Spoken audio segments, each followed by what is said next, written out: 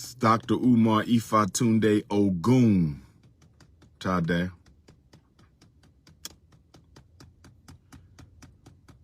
Good Garvey Day, good Garvey Day, good Garvey Day. Good Garvey Day, good Garvey Day, good Garvey Day, good Garvey Day. Peace in Pan-Africanism. Brothers and sisters, somebody just sent me. Good sister Aisha from the West Coast. Somebody just sent me, good sister Aisha from the West Coast. She just sent me an advertisement by a group of Negroes who held an interracial dating social. I want you to hear me. I want you to hear me. A group of black men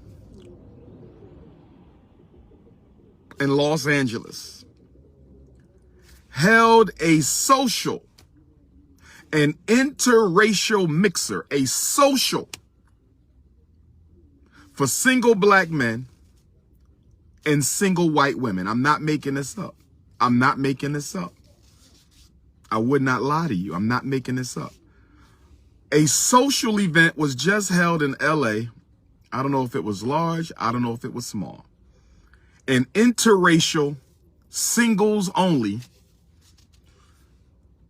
coons and cave dwellers. An interracial social comprised of coons and cave dwellers. Some of our black men are so weak. Some of our black men are so pathetic. Some of our black men are so detestable that not only will they turn their back on the community, on our women, they will promote dysfunctional behavior. They will promote snow bunny crisis. The coon chip of the American Negro is vibrating at an all-time high. This is why I've always said there has to be a civil war within Black America before there can be a civil war in the United States of America. Not physical, but intellectual, social, cultural. We have to declare war on the coon kingdom. If we don't declare war on the kingdom of coons, they're going to have all of our kids. If we don't declare war on the kingdom of coons, they will have all of our churches. If we don't declare war on the kingdom of coons, they're going to have all our institutions. They've already taken over the Congressional Black Caucus. I think it's safe to say the Congressional Black Caucus has been colonized and conquered by the coon kingdom. The black church is just about all but conquered by the coon kingdom. The conscious community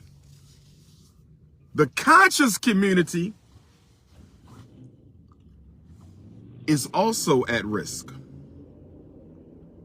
of being conquered by the coon kingdom. Brothers and sisters,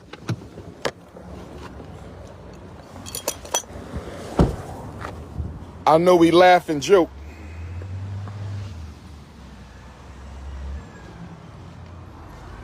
I know we laugh and joke about the coon kingdom.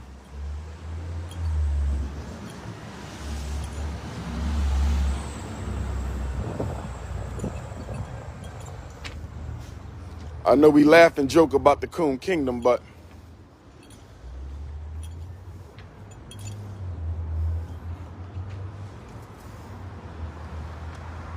I need y'all to understand. I need y'all to understand, overstand, and understand Coon Kingdom is real, brothers and sisters. We can laugh about it, but we have to do something about it because it's getting out of hand. It is absolutely getting out of hand. We got black women advocating coonism. And let me say this to the black women who say that we trying to look like white women and white women trying to look like us. Some sisters will say, don't worry about my blonde weave. Don't worry about my perm. Don't worry about my skin bleach. Don't worry about the fact I got my nose narrowed. Don't worry about that. Don't worry about my hazel eyes. Don't worry about my contacts. But here's what I need my sisters to understand, overstand, and understand. What I need you to understand, overstand, and understand, beautiful African queens, white women might want to look like you. They might want your ass, your breasts, your hips, your thighs. They might want to look 5'5" extra thick in the thighs. You understand me? They might want their lips full. They might want their cheekbones raised. They might want their hair a little thicker so they can wear another hairstyle other than that slick, wet, cave back dressing, right?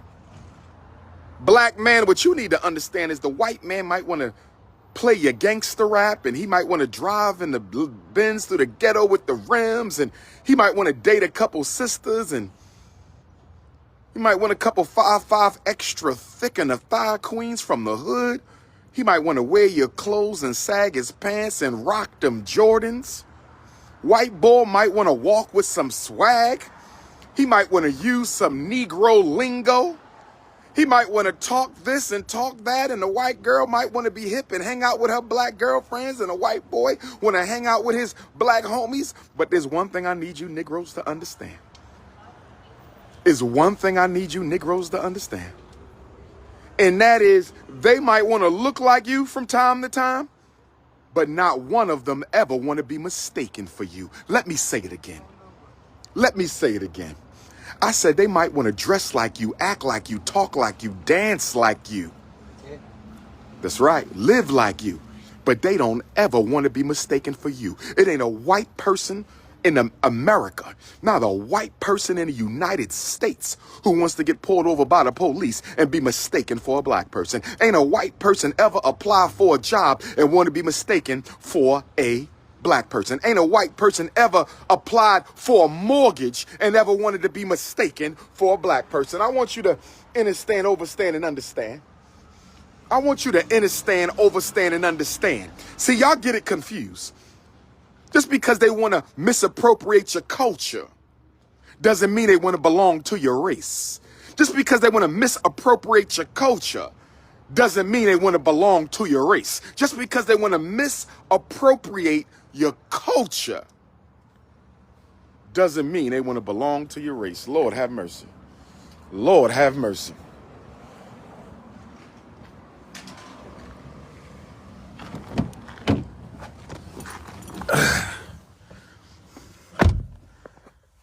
I don't think y'all understand. I don't think y'all understand. I don't think y'all understand. These white folks is running the game on you, talking about, do white folks want to be black? No, they don't. Do they want the talent of black people? Do they want the rhythm of black people? Do they want the creativity of black people? Hell yeah. Hell yeah. But do they ever want to be classified with you? Do they ever want to be mistaken for you? Hell no. DJ Khaled don't ever want to be mistaken for an African. Eminem don't ever want to be mistaken for no African. Kim Kardashian might get a fake ass. She might get her lips filled up. She might date half the men in Hollywood, half the brothers, but guess what? She don't ever want to be mistaken for an African. Stop confusing. Stop confusing cultural impersonation with racial identification. Stop confusing, brothers and sisters, cultural misappropriation with racial identification. Lord have mercy. Brothers and sisters who've signed up for the course on revolutionary Pan-Africanism, I know we were supposed to start this weekend, but I had to push it back. Had some circumstances, I needed to push it back. I will still be teaching the course of revolutionary Pan-Africanism. I'm now looking at the first Saturday in March. If you want to take Dr. Umar's course on revolutionary Pan-Africanism, send an email, an autobiographical letter of interest. Who are you and why do you want to take this class? Send an email, an autobiographical letter of interest. Who are you and why do you want to take this class? Send that to drumarjohnson@yahoo.com. Send that to drumarjohnson@yahoo.com. Send that to drumarjohnson@yahoo.com. Also, new members orientation for Team Pan-African, the international movement for the independence and protection of African people. New members orientation. If you're interested in being part of the movement, send an autobiographical letter of interest to drumarjohnson@yahoo.com. If you want to take the course and be a part of Team Pan-African, because you're not required to do both. If you want to take the course and be a part of Team Pan-African, because you're not required to do both, you don't have to send two separate emails. Send one and say, Doc, I want to be in the class and I want to be a part of the movement. And here's my autobiographical letter of interest. Who am I? Why do I want to be a part of Team Pan-African? And what do I bring to the table? See, for the class, you only got to answer 2 questions. But for the movement, you got to answer 3. For both of them, you got to tell me who you are, your background, why do you want to take this class? But if you want to be a part of the movement, you have a 3rd question. What are you bringing to my table? What skills or talents do you bring to my table? Don't just come amongst me to be newsy and find out who's around me and report back to your cliques and coon groups. No. It is co-ed, male and female. You must be African. Okay? No snow bunnies. If you're a snow bunny, you cannot take the class. I'm sorry. If you are dating or mating with an alien, if you are dating and mating with a non-African, if you are dating and mating with the enemies of African people, you cannot take the course. You cannot be a part of the movement.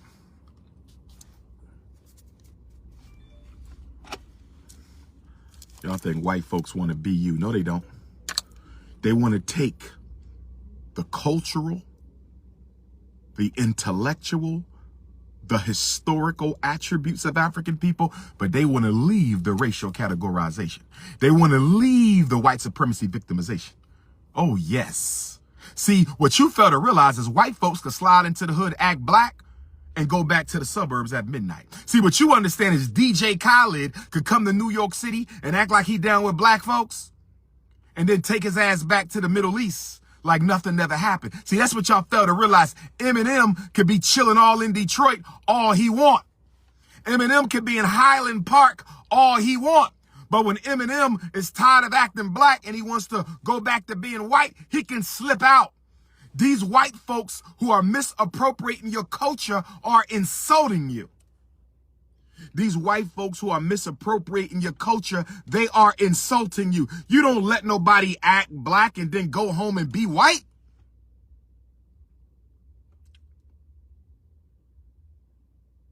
This is a game for them. But because you love being accepted by your oppressor, because your racial self-esteem is so low, your racial self-esteem is so low that anybody who acts like they like the Negro can have anything they want from the Negro. Anybody who acts like they like the Negro can have anything they want from the Negro. See, what you don't understand about the Caucasian, what you don't understand about cave-dwelling organisms, what you don't understand about Neo-Neanderthal culture is they are totally Machiavellian. Their thinking is completely militaristic. Everything they do in relation to African people has an agenda. There is no such thing as a random act of kindness from a white person towards a black person. Let me say it again. And you black pastors can go to hell telling black folks to get to know white folks and see if they racist or not. You politically uneducated church demons. I've about had it with you all. I've about had it with you politically uneducated church demons, miseducating black people, telling them that don't listen to Dr. Umar. You got to get to know white folks, get to know them on a personal basis. But we not dealing with personal problems, Pastor. We dealing with political problems, and political problems are systemic. Political problems are systemic. Getting to know a white person, how is that going to undo mass incarceration? Getting to know a white person personally, how is that going to undo miseducation? Getting to know a white person personally, what is that going to do about gentrification? Getting to know a white person personally, what is that going to do about economic distribution? If it's one thing we know about the European, we're going to talk about this in the course of Pan-Africanism. This is what the course of Pan-Africanism is about. The struggle of African people globally to understand themselves and understand their enemy.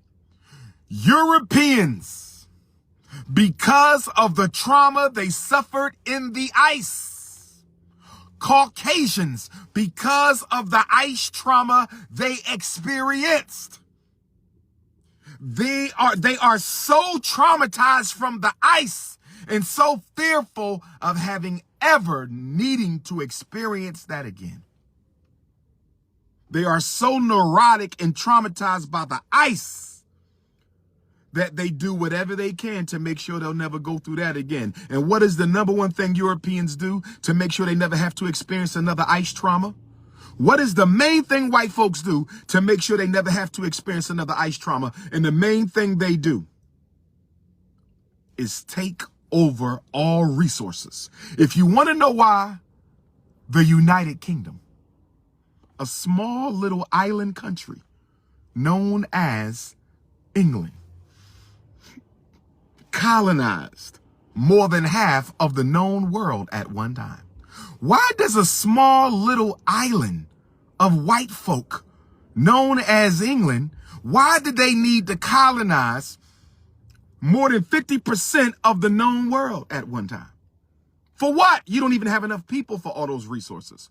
You don't even have enough citizens to need all of that.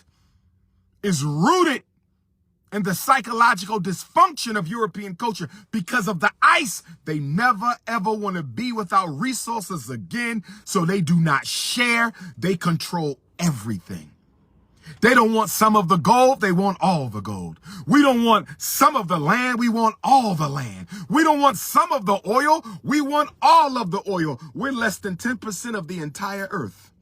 Europeans are less than 10% of the entire earth, but they want control of everything on the earth as a means to appease the fear and the neuroticism of the ice trauma. They never want to go through a situation like that again. And to make sure they never do, they are going to control the land and the resources of the entire earth. This is why the white man's military is the white man's priority.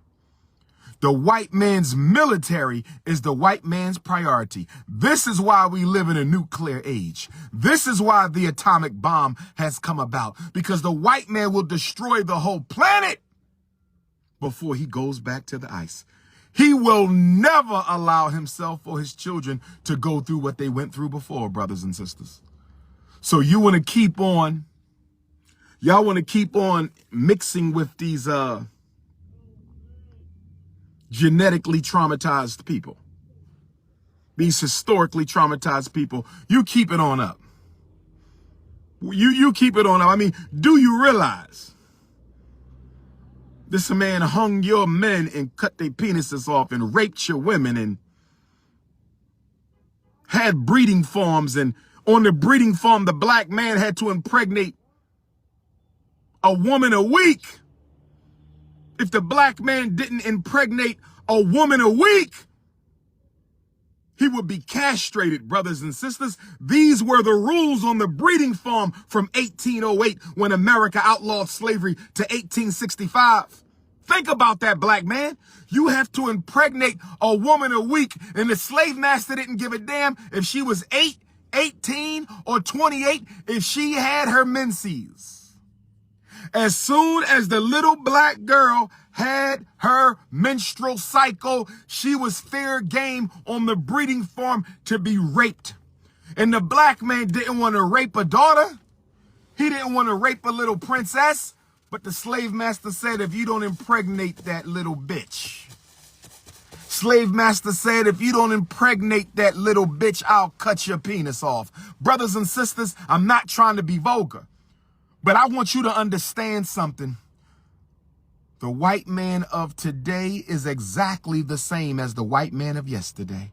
The white man of yesterday is exactly the same as the white man of the 19th century. The white man of the 19th century is the same as the white man of the 18th century. The white man of the 18th century is the same as the white man of the 17th century. The white man of the 17th century is the same as the white man of the 16th century. Brothers and sisters, you say there's a few exceptions to the rule, but can I ask you a question? There might be a few snakes who don't bite, but who's going into the snake pit to find them? There might be a few lions who don't chew human flesh, but who's going to go in the lion's den to find them? There might be a few rats that don't carry disease, but who's going to go into the house of rats to find the rat that's unlike the other rats? You got to be out of your damn mind. You got to be out of your damn mind. Who would risk their safety and life and future as a people? Because you're so in love with Caucasians, you got to find you a good one to justify loving every one of them. I said you're so in love with Caucasians that you got to find a few good ones to justify why you in love with all of them. Brothers and sisters, I don't teach hate. I teach understanding. That's right, Kevin Kelly. The truth hurts and it's hard to hear, especially when you've been raised with a Bible or a Quran and been raised by politically uneducated religious leaders who tell you race don't matter. And if you notice, the same politically uneducated religious leaders in the black community who tell you race don't matter don't have no institutions to help you or your children. Don't have no resources to help you or your children. Ain't solving no problems that's facing you or your children. The next time somebody tell you race don't matter, you ask them what problem have they solved in the black community. That's all you got to do. What problem have they solved in the black community? This is why we need FDMG.